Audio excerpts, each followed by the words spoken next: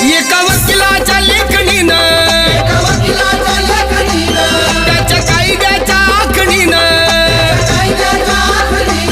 आमच्या हक्काचं लेखन व माय मग कुणी नाही केलं भलं व माय अग दिल्लीचं दालन फुलं व माय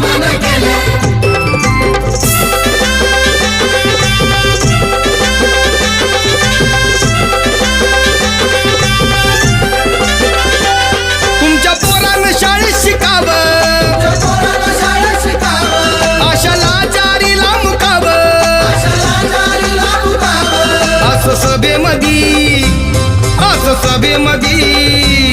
असं सभेमधी भाषण व माय